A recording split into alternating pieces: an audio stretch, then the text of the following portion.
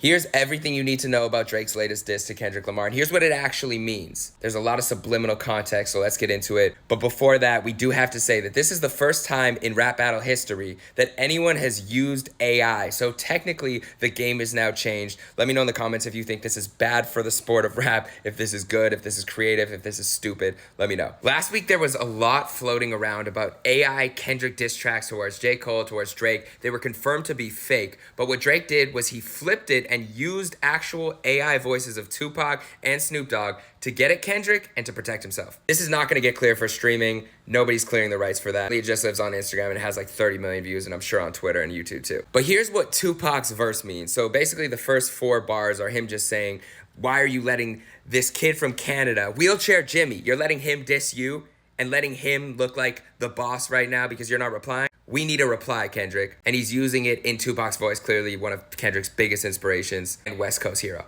But here's where it gets interesting. He said, call him a bitch for me, talk about him liking young girls, that's a gift from me, heard it on the Button podcast, it's gotta be true. Now, this is something that's been kind of danced around in the music industry, and a lot of people were wondering if anyone was going to bring it up in a diss song. Specifically, Kendrick would be the person to do it. There's always been weirdness surrounding Drake with younger women, and there's been rumors about it, but no one's touched on it fully. Drake had this friendship with Millie Bobby Brown when she was 14. People thought it was weird. Videos of him. There's one on stage where he was kissing a girl on the cheek when she was 17. And then there's a bunch of other things that I don't want to get into in this video, but you can look stuff up. But it was brought up in a Joe Budden conversation specifically, where DJ Academic said that actually pissed Drake off a little bit, that Joe was making those accusations without talking to him first. And he responded on Instagram, if you remember, to Joe with a lot of disdain. You remember all of this, where Drake responded to Joe with this long paragraph. And on the latest podcast, Academics and Joe went back and forth about how it's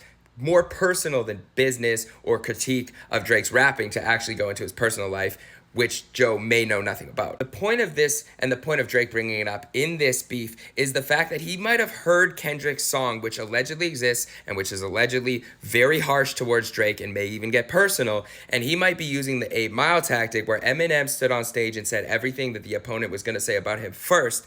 I'm white, I'm trailer trash, my friend shot himself in the foot. He used that tactic to basically take away any shots being fired at him from the opponent because he already said it himself. So this could be a theory where Drake is saying all the things that Kendrick is probably going to use already or has used in a diss song and putting it out there first to kind of be bulletproof. Whether or not that works or whether or not that was actually in Kendrick's diss, we'll have to wait and see, or maybe he changes it. But it was an interesting move on Drake's part. Let me know what you think about that in the comments. Then he has another short joke about Kendrick, which is clearly going to continue, but it's kind of the obvious. It's not really much of a shot. He talks about Snoop and Pac being at the House of Blues, which was one of Tupac's last shows. It might have actually been his last show. There we go. Yes, it was his last show, July 4th, 1996. Burning Tattoos, which is a direct reference to Like That, where Kendrick says, I'm snatching chains and burning tattoos. Basically, this could get violent, this could get real life, and Tupac in this is the voice telling Kendrick, like, you're not really that street, you were surrounded by it, but you didn't really do all those things, so stop talking too crazy, which is another common critique about Drake, who's clearly not from that life, but maybe has people around him and he kind of talks tough, and a lot of people says that he shouldn't be talking tough. Drake's basically taking that aspect out of it by pushing Kendrick to be just about the bars right now. Then he talks about the timing on it. I won't lie, people confuse. Now you're about to give this another week and fall back to Homegirl who running numbers up. I would have refused. F these industry relationships, she not in your shoes. You supposed to be the boogeyman, go do what you do, unless this is a moment that you tell us this is not really you. Now the whole thing was titled Tailor-Made Freestyle, and it actually has to do with Taylor Swift, who dropped an album yesterday as of right now. Now, the rumor was that Kendrick has a diss track ready and maybe he was going to release it this week in reply to Drake's push-ups, but Taylor Swift dropped a surprise album that basically takes over every conversation in music and all of the sales and all of the charts because she is probably the biggest artist in the world. Drake is claiming that Kendrick was scared about his numbers not matching up to Taylor's, and so he pushed his release date back, while Drake actually put out push-ups on streaming the same time as Taylor. But this goes a layer deeper because Drake actually had mentioned that he was afraid of Taylor Swift dropping. He says this on the end of the song too, and he had a lyric about it where he actually pushed back his album because of Taylor Swift. So maybe this was another shot that Kendrick was going to throw at Drake in reply to his Swifties bar on the first diss. And Drake is like, I'm going to throw it out there first before Kendrick gets to say it about me. I don't know that for sure though.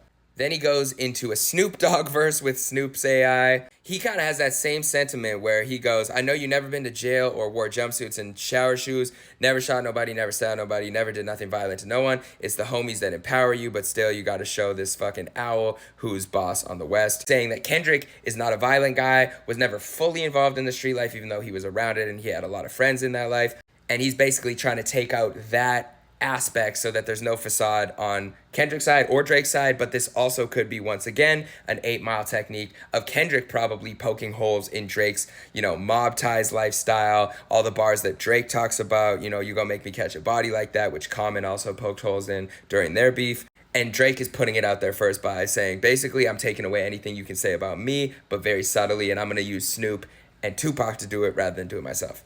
Because right now it's looking like you writing out the game plan on how to lose, how to bark up the wrong tree, and then get your head popped in a crowded room. World is watching this chess game, but are you out of moves? This is also a direct reference to the first person shooter music video with J. Cole and Drake, where they were actually playing chess on a board, which is also a reference to Ronaldo and Messi. And Messi is someone who has been referenced by Kendrick, and they have similar heights, which was referenced in the Hillbillies. Now here's where it gets real. Drake actually does have a verse at the end of this, and he says, not too much, but he says a couple things subtly. He says, I'm shitting on you from a whole different altitude, high up in the sky like I'm Howard Hughes, who was also at one point one of the richest people in the world. And basically, this is another money dig at Kendrick saying, like, you might not have the same type of money as me, and it could be because of all your deal structures that weren't done well. The first one really only took me an hour or two, of course, referencing that push-ups wasn't a huge lift for him, and he had a lot of other people to deal with on that song. The next one is really about to bring out the coward in you, meaning he has another diss track ready and he's kind of just taunting him,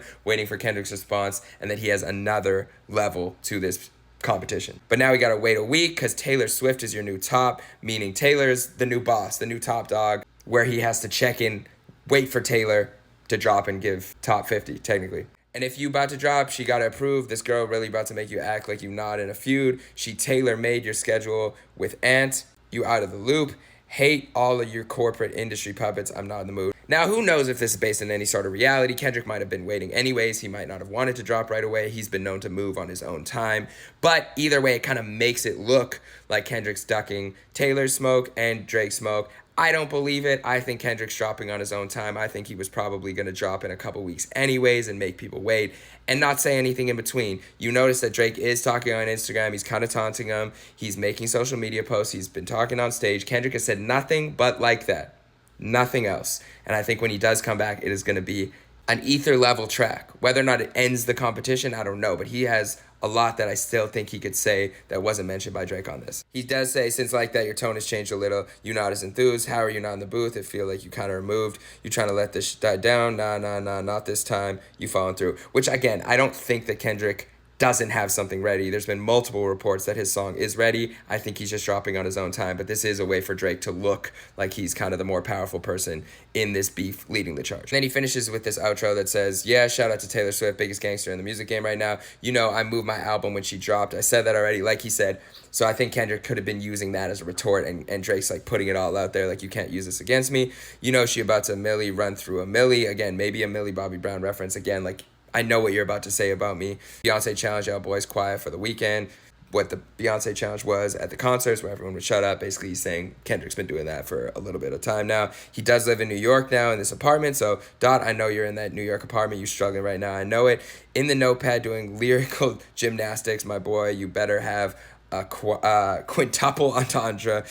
Some shit I don't even understand. Basically saying, like, listen, if you're going to go crazy on these bars, you do that. I'm not going to get too far in the weeds right now, but I still don't think this is going to stop Kendrick from coming back with something incredible. Let me know who you think is in the lead, what is going to happen next. Follow for more content like that. Peace.